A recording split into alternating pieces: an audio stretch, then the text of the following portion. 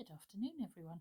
I thought I would show you a wonderful stitch that I think sometimes is a little bit maligned or is not used as much as it should be, and that is chain stitch. So here I have some chain stitches, and here I have chain stitches to make a lazy daisy. So I thought I would just show you that. It's a very simple stitch, but it has a beauty in its simplicity, really. I've made myself a new practice pad, as that one is absolutely full to capacity. So I thought we'll start off down this end here. Obviously I'm left-handed, so you will sort of want to reverse my what I'm doing if you're right-handed. So I'm going to start here and just do a few simple stitches. Now a chain stitch, I'm going to bring that in just a little bit. A chain stitch starts off with obviously coming back out through the front, going back in exactly the same hole, and then coming forward and bringing your needle out at the point where you want the stitch to end. So if I was to bring it out here, the stitch would be that long. If I was to bring the needle out here, it would be that long. So you want to think about that when you're making it. So I'm going to make mine somewhere in the middle, so hopefully you can see them. And what you do then is, having brought that needle up, you catch the stitch like that, and you've got your first little stitch. Now if you just wanted to do a single one, you would then go back in just outside of the edge of the piece here. You don't want to go on the inside because you'll lose this bit. You're wanting to catch that bit of thread there, so you want to go outside of it to do a single stitch. Now chain stitch can be really useful, and doing single ones as well as actually using it as a chain, as the name would suggest, can look very dramatic. It's really good at sort of describing water, bubbles, rain. It's also got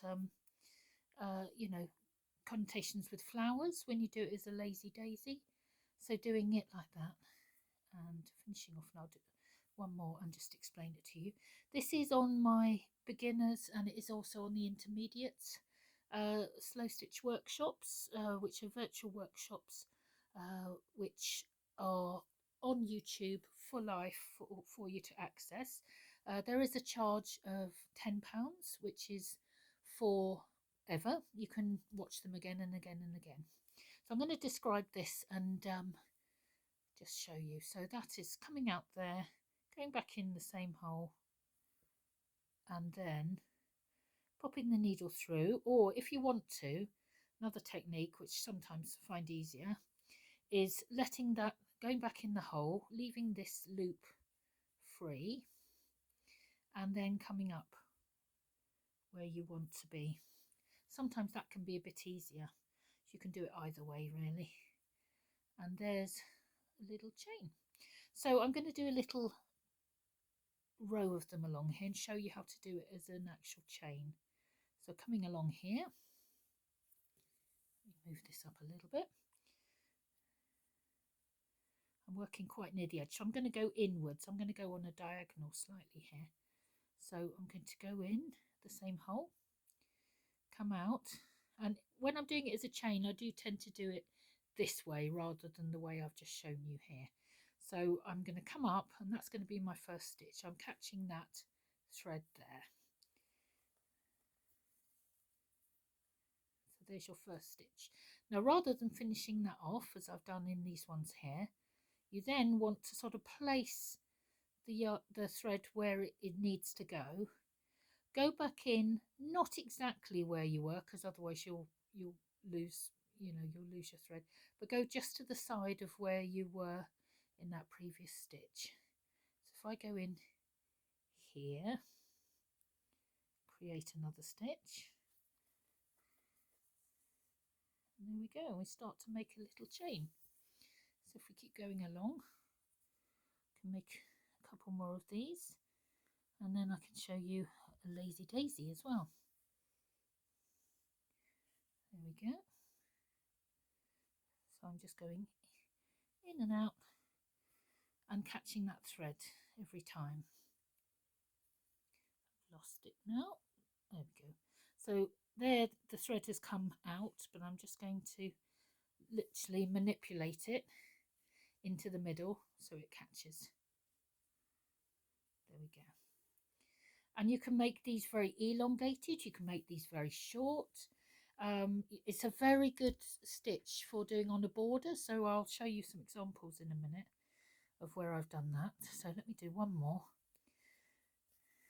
And there we go. So that's a little chain of chain stitches, and I'm going to finish off at the end. You finish off just as you do with a single stitch, which is going in to keep that piece secured on the outside of that last stitch, and that should hopefully have caught it. There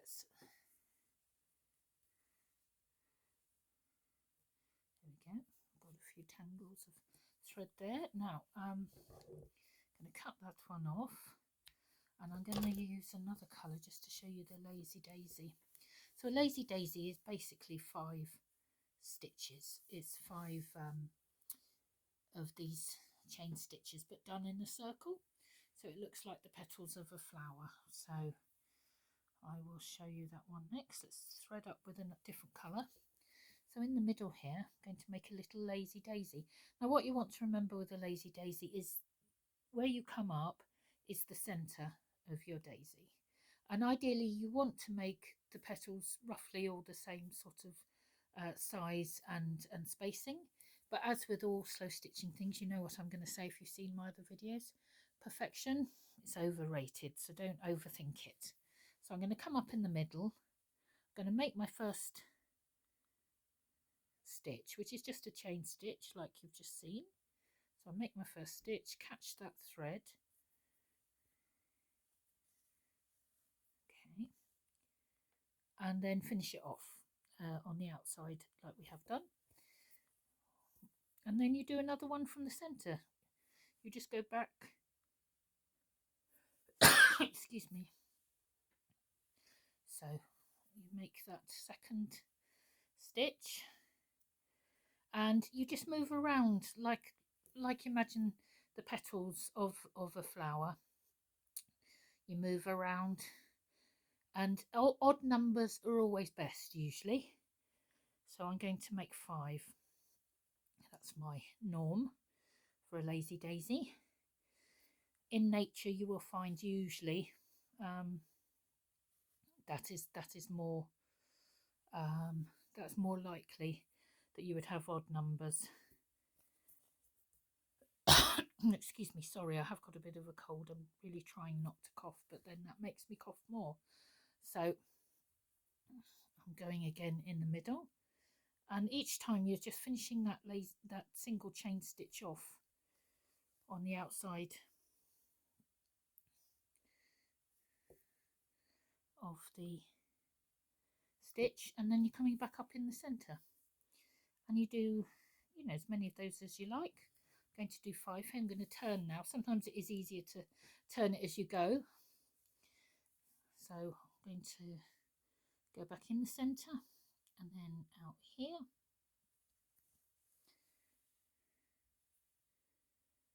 and last one is going to be, let's turn again, it's going to be coming over this way, and there we have a perfect, or maybe not so perfect, lazy daisy. They're very pretty, very useful. It's a great stitch to use for all sorts of things. So let's finish that one off, and I'll show you one last thing, which is that you can also add a bit of glitz to your chain stitch by whipping it, not literally, but wrapping it with another colour. Now I need a colour that's got a bit more contrast. I'm going to use this blue, which will hopefully, if it lets me thread it,